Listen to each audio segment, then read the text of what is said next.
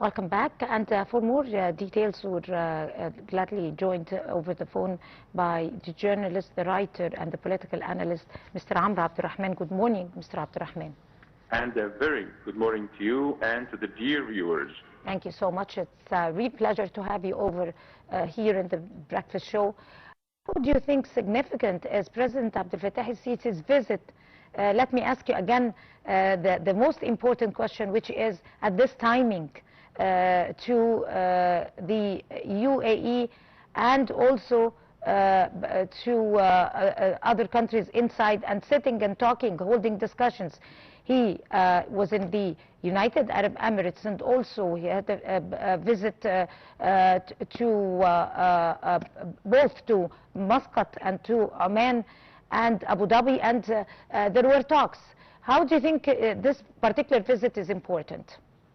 Well, I believe this visit comes in a time that Egypt is carrying the burden of uniting the Arabs, all of the Arabs, especially in Gulf country, in the Gulf countries, and to mend, to deal with any cracks, with any differences between the countries, in the Gulf countries, especially that we have witnessed the latest decision by Emirates to withdraw from the OPEC organization, especially that we also witnessed the American domination and the Israeli domination in the region. That is a true threat to the Arabic national interest and the safety of this region. Egypt also is trying to deal according to the statement that we care, that represents that how we care about our brothers in the Arabs, whether Gulf or any other place. It's a matter of distance. But this cannot be applied with the existence of any military bases from any country, from U.S. or whatsoever, or by with the presence of unity existence military influence. So I believe this comes in a very significant time. The war today is on a hold. We can never, of course, we can never ever trust any statements given by Trump that he has put the war on hold. We can never trust such statement, because we know he is not taking the decisions from his own head or from his own administration. The dictations come to them to be applied and to be obeyed from Tel Aviv and from the lobbyists, the Zionist lobby in the U.S. Right. So I believe this is a very critical moment, and it's time for all of the Arabs to reunite under the umbrella, under the leadership of Egypt, and only Egypt. Especially this time, I mean, at this particular crisis, Egypt and the Gulf countries and the GCC countries are part and parcel of each other. We are all united front. Whatever that might harm Egypt might harm the Gulf countries, and whatever might harm our brothers and sisters in the Gulf countries is exactly going to severely harm us. And we are in total rejection of what's happening, and any interference in their, according when it comes to their integrity and their national security. But then let me ask you, how does the meeting between President al-Sisi and His Excellency Sultan Haytham bin Tariq reveal about the Egyptian Omani wisdom and foreign policy, especially that Oman have played a historic role when it came to the mediation between Iran and the U.S. Why is Muscat considered a trusted diplomatic channel, you think? Well, of course, we have our own relations with Iran, and we have our basic ties, not just relations, with the Arab countries. whether in Gulf or other places, and that gives us a wide range of strategy and a wide range of diplomacy that we can act and deal with the situation. I believe since the very beginning, if our brothers have listened to the Egyptian call for being united under the umbrella and the leadership of Egypt, and if they have let go the American bases, the American military bases, things would have been totally different.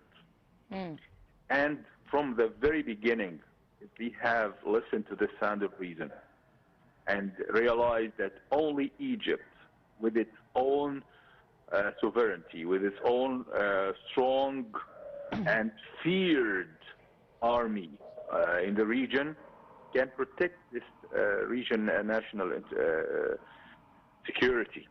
Of course, things didn't go the way it should be. And now we have a very critical crisis that the enemy is trying to apply the principle divide and conquer. That's the only concept I can read what's going on right now in the region. The enemy is trying to divide our line as Arabs, trying to cultivate differences and even hostility between neighbors. This is the most dangerous thing that can give us, can lead us to a very weak point in our history without the enemy fire one bullet against us. This is the main aspect, and of course Egypt is carrying again and again the same burden, but only on the terms of the Egyptian and the Arabic national security, which can never be separated. The Egyptian national security and the Arabic national security can never be separated. And of course, even the African national security. We are part of those that region with all its concepts, with all its dimensions, the Arabic dimension, the Gulf dimension, the African dimension. We are in the heart, in the middle of all those dimensions. And that's why Allah has given us that leading role in this region. Right, but then let me again take that point important and focus over it, that Egypt had been heavily and seriously supporting the national security and the integrity of the GCC countries and the Gulf countries at large.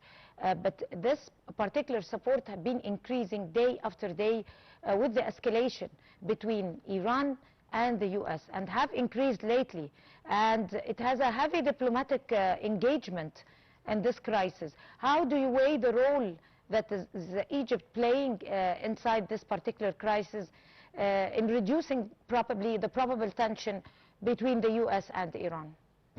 Well, let me be frank with you.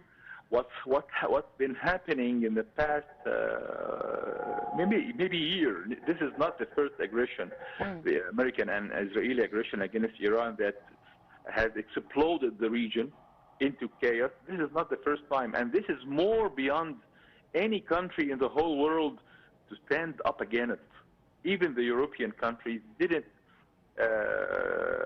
couldn't stand against such a chaotic scene. But we have our own, of course, relations. We have our own sources. We have our own cards to play. We have our own policies. But in the meantime, what's going on today, what we are up against today, is more and bigger than all of us. If we are separated, the one and only way to face this, to confront this, is to be united, not to be divided. And of course, we have witnessed that only the past few months, how each and every day we witness the Zionist existence eat up and put its own clothes and occupy and expand its military influence each and every day, even as we are speaking today. Each and every day he occupies more, he expands his influence more, he spreads his military bases in the region more and more and more. Today he has more than 10 or 7 to 10 military bases spread in the region, in the Horn of Africa, in the lands of the Arabs.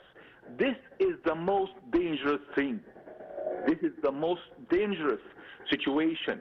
And I believe, I'm sure, that Israel will never stand back from their own agenda. They are meaning to complete it according to their false text of Torah, to go there and eliminate Iran, if not today, if not this year, it will be the next year. Of course. This is what's written in their own agenda. They are acting according to, and they are forcing the United States Army to act upon it. And that's why we have witnessed the cracks and the differences and what I call it political execution for more than 13 American generals that refused to act upon Israel orders. So what's going on today is bigger than all of us if we are not united. But if we are united, which is far to be expected right now, far from to be expected right now, this is the only way to face and confront that historical situation. What we are going through today is a crucial change in our own history, and I am afraid in our own geographical dimension. Right.